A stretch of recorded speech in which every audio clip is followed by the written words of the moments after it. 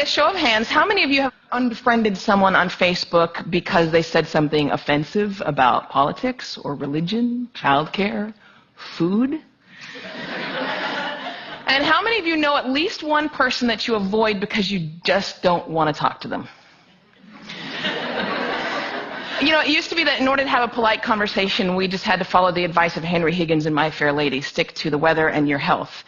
But these days, with climate change and anti-vaxxing, those subjects are not safe either. So this world that we live in, this world in which every conversation has the potential to devolve into an argument, where our politicians can't speak to one another, and where even the most trivial of issues have someone fighting both passionately for it and against it, it's not normal. Pew Research did a study of 10,000 American adults, and they found that at this moment we are more polarized, we are more divided than we ever have been in history. We're less likely to compromise, which means we're not listening to each other, and we make decisions about where to live, who to marry, and even who our friends are going to be based on what we already believe. Again, that means we're not listening to each other. A conversation requires a balance between talking and listening, and somewhere along the way we lost that balance. Now, part of that is due to technology, the smartphones that you all either have in your hands or close enough that you could grab them really quickly. According to Pew Research, about a third of American teenagers send more than 100 texts a day.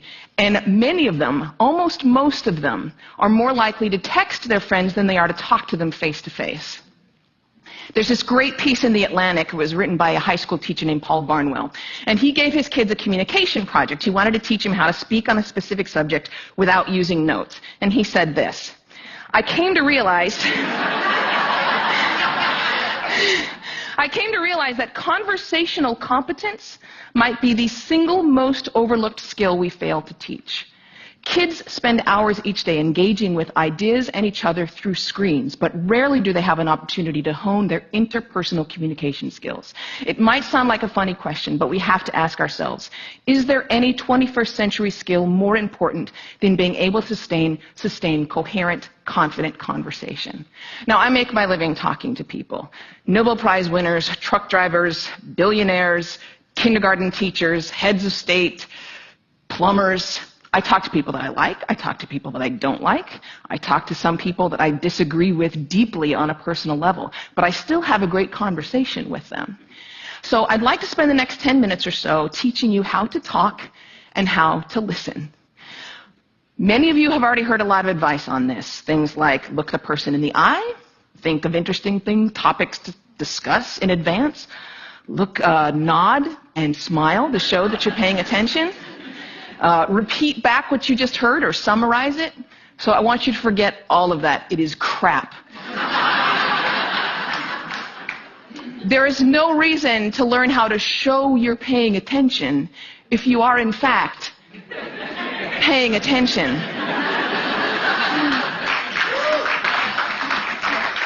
Now, I actually use the exact same skills as a professional interviewer that I do in regular life. So I'm going to teach you how to interview people, and that's actually going to help you learn how to be better conversationalists. Learn to have a conversation without wasting your time, without getting bored, and, please God, without offending anybody. We've all had really great conversations. We've had them before. We know what it's like. The kind of conversation where you walk away feeling engaged and inspired, or where you feel like you've made a real connection, or you've been perfectly understood. There is no reason why most of your interactions can't be like that. So I have 10 basic rules. I'm going to walk you through all of them. But honestly, if you just choose one of them and master it, you're already going to enjoy better conversations.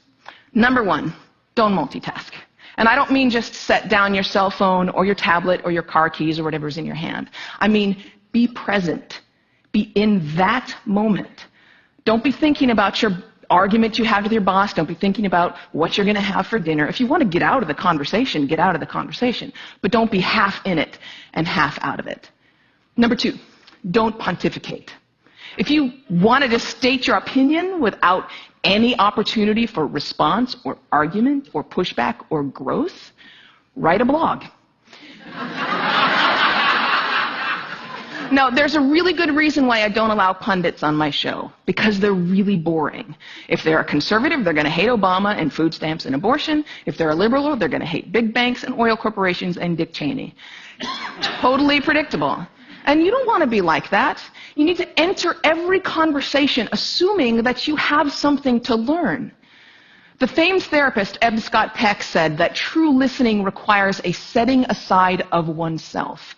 And sometimes that means setting aside your personal opinion.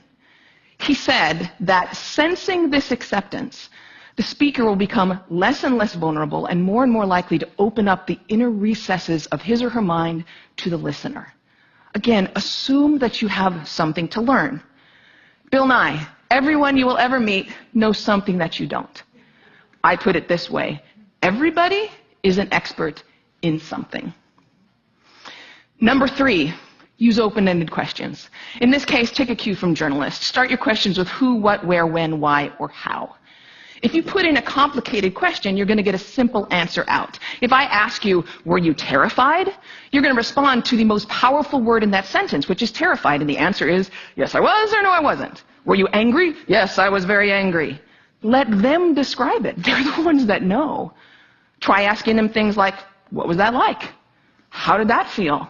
Because then they might have to stop for a moment and think about it. And you're going to get a much more interesting response. Number 4, go with the flow. That means thoughts will come into your mind, and you need to let them go out of your mind. We've heard interviews often in which a guest is talking for several minutes, and then the host comes back in and asks a question which seems like it comes out of nowhere, or it's already been answered. That means the host probably stopped listening 2 minutes ago because he thought of this really clever question, and he was just bound and determined to say that. And we do the exact same thing. We're sitting there having a conversation with someone, and then we remember that time that we met Hugh Jackman in a coffee shop. And we stop listening. Stories and ideas are going to come to you. You need to let them come and let them go. Number 5, if you don't know, say that you don't know. Now, people on the radio, especially on NPR, are much more aware that they're going on the record. And so they're more careful about what they claim to be an expert in and what they claim to know for sure. Do that. Err on the side of caution. Talk should not be cheap. Number 6, don't equate your experience with theirs. If they're talking about having lost a family member, don't start talking about the time that you lost a family member. If they're talking about the trouble that they're having at work, don't tell them about how much you hate your job. It's not the same. It is never the same. All experiences are individual. And more importantly, it is not about you. You don't need to take that moment to prove how amazing you are or how much you've suffered. Somebody asked Stephen Hawking once what his IQ was, and he says, I have no idea. People who brag about their IQs are losers. Conversations are not a promotional opportunity. Number 7.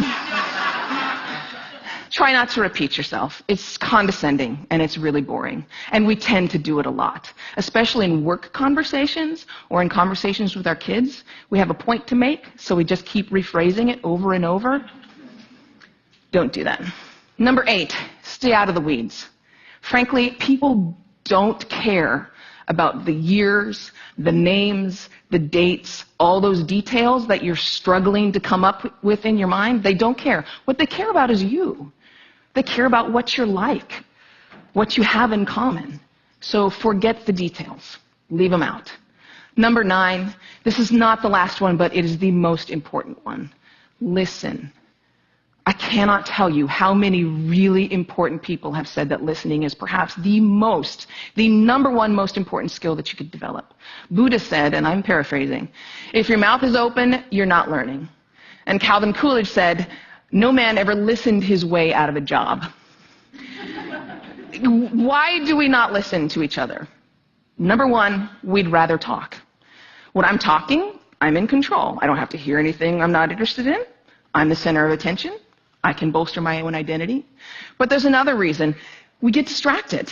The average person talks at about 225 words per minute, but we can listen at up to 500 words per minute. So our minds are filling in those other 275 words.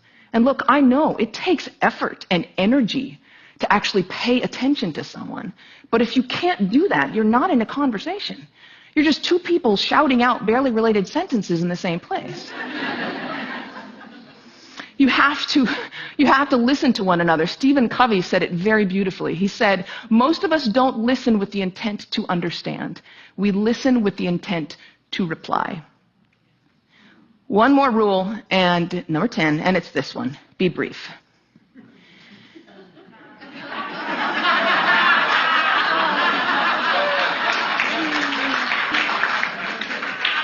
All of this boils down to the same basic concept, and it is this one.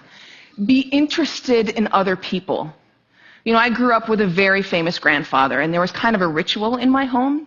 People would come over to talk to my grandparents, and after they would leave, my mother would come over to us, and she'd say, do you know who that was? She was the runner-up to Miss America. He was the mayor of Sacramento. She won a Pulitzer Prize. He's a Russian ballet dancer.